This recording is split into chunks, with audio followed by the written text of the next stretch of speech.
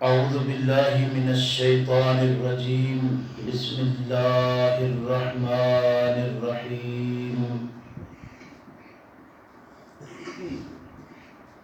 من ذا الذي يقرض الله قرضا حسنا فيضاعفه له وله أجر كريم.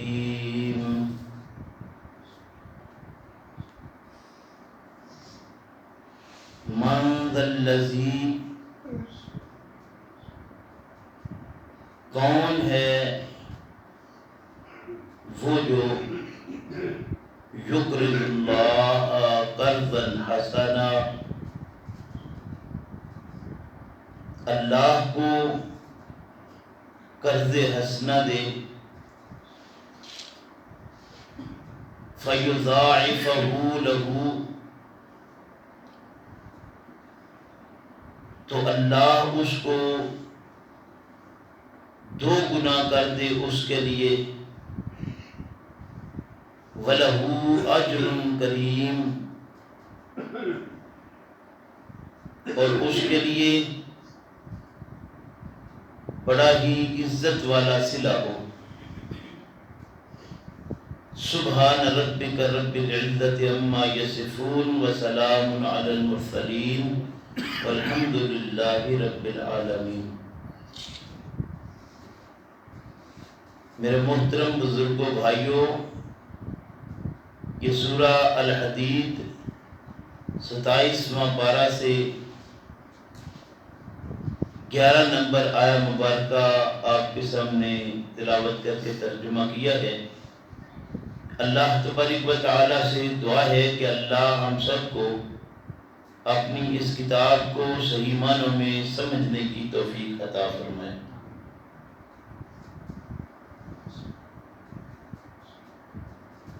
آج کے سبق میں 2-3 چیزیں سمجھنے والی ہیں۔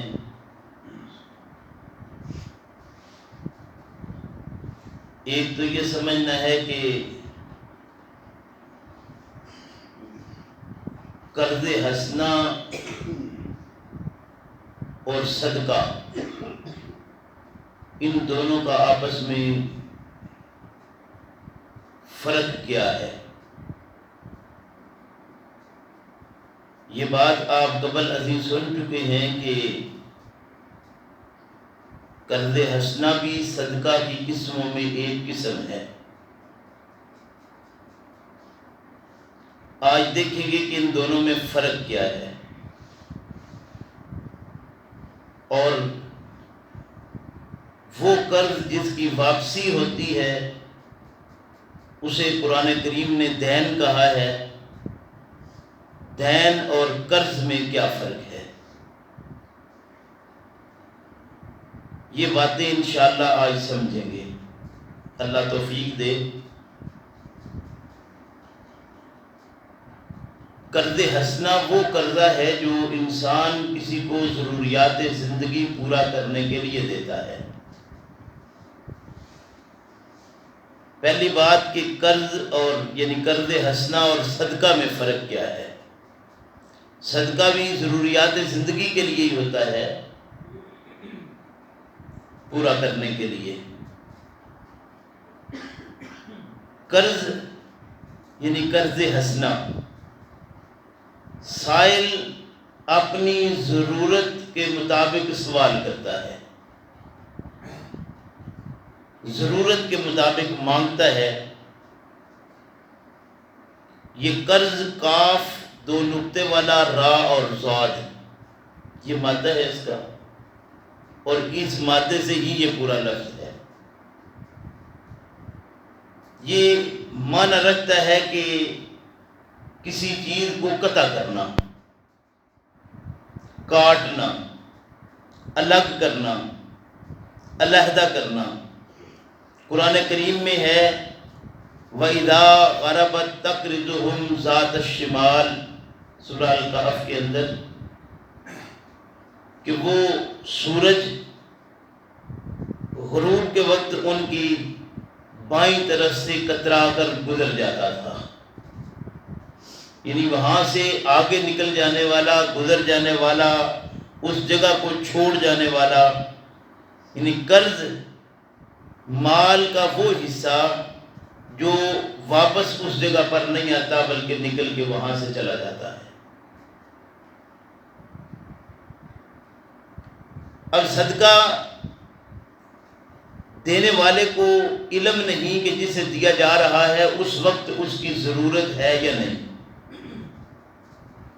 لیکن قرض حسنہ یعنی جب سوال کرتا ہے آدمی، مانگتا ہے اپنی ضروریات زندگی کے لیے، تو ظاہر ہے وہ اپنی ضرورت پر مانگتا ہے، اور ضرورت پر کسی کی ضرورت کو پورا کرنا یہ بہت ہی بڑا باعث اجر اور ثواب ہے۔ دین بھی قرض ہے، کیونکہ ہمارے ہاں قرض کہتے ہیں مال دینے کو، قرض ایک معروف چیز ہے، تو عربی میں جسے دین کہا ہے اس کے متعلق چند چیزیں ایسی مقرر کر دی ہیں اللہ رب کریم نے کہ وہ تفہیم ہو جائے تو بات ساری سمجھ آ جاتی ہے کہ دین میں اور قرض حسنہ میں فرق اصل کیا تھا۔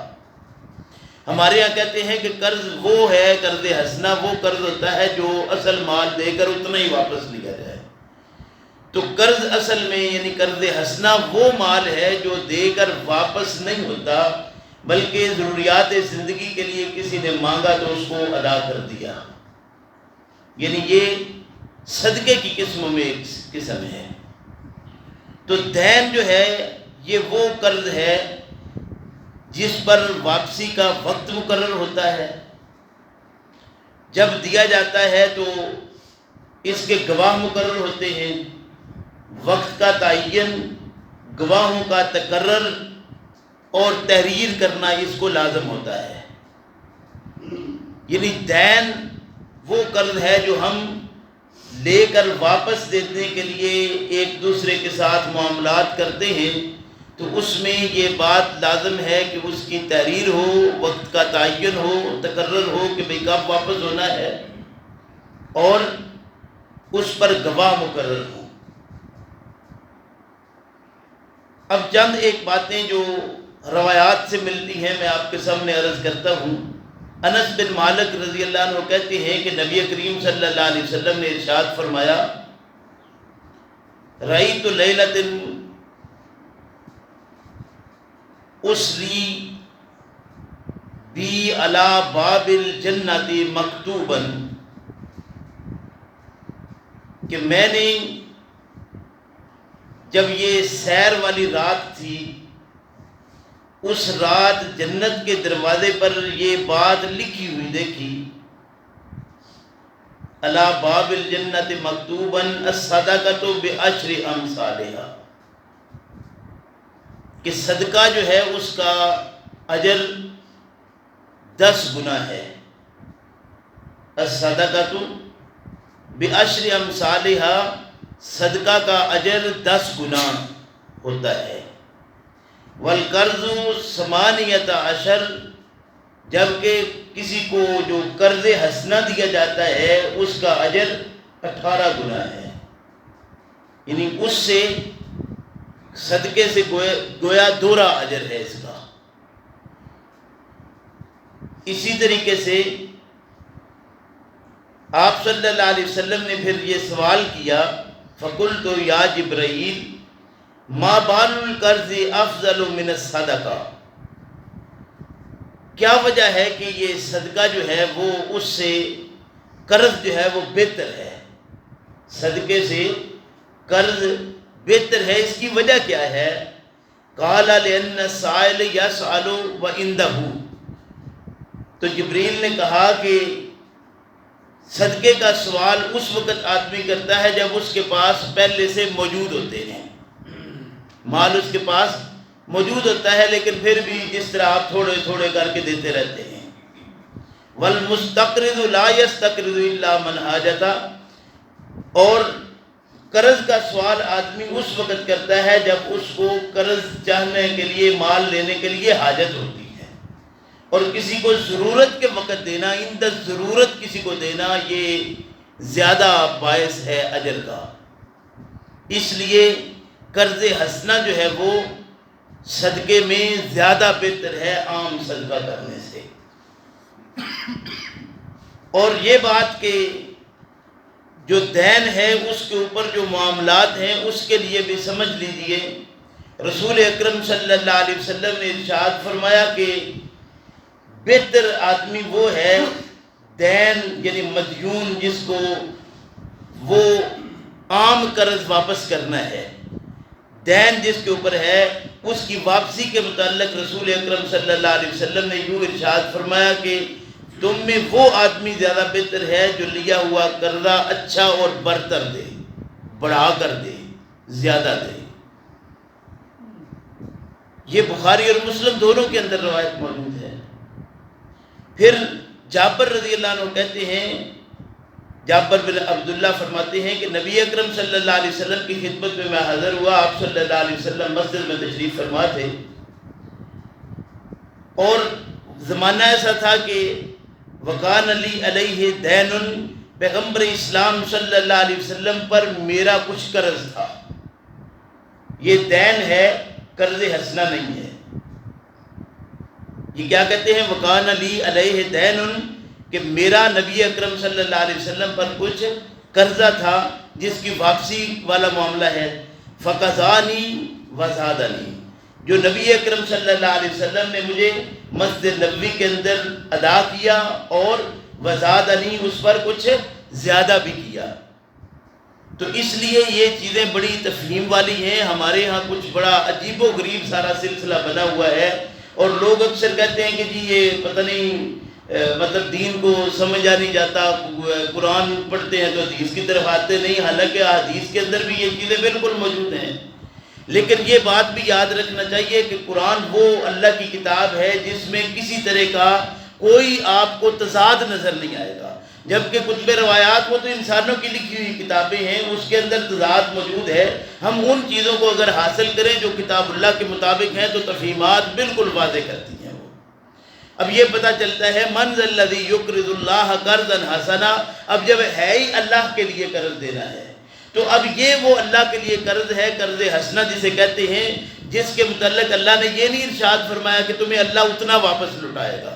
یہ بات یاد رکھیے کہ اللہ رب کریم نے یہ ارشاد فرمایا من ذا الذی یقرض اللہ، وہ کون شخص ہے جو اللہ کو قرض دے قرض حسنہ، فیضاعفہ لہ، اللہ رب کریم اس کے لیے اس کو 2 گنا کرے، فیضاعفہ، اس دیے ہوئے کو اللہ 2 گنا کرے، لہو، اس شخص کے لیے جس نے وہ دیا ہے قرض حسنہ۔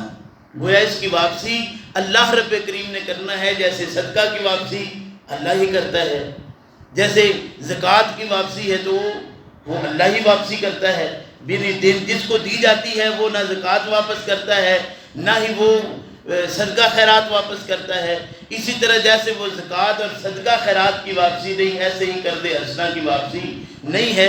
فرمایا کون ہے جو قرض دے اللہ کو قرض حسنہ، فیضاعفہ لہ، اللہ اس کو دے اس کے بدلے میں 2 گنا کر کے، فلہ اجر کریم، اور اس کے لیے عزت والا صلہ ہو۔ یہ آج کی آیہ مبارکہ اور روایات آپ سن چکے ہیں۔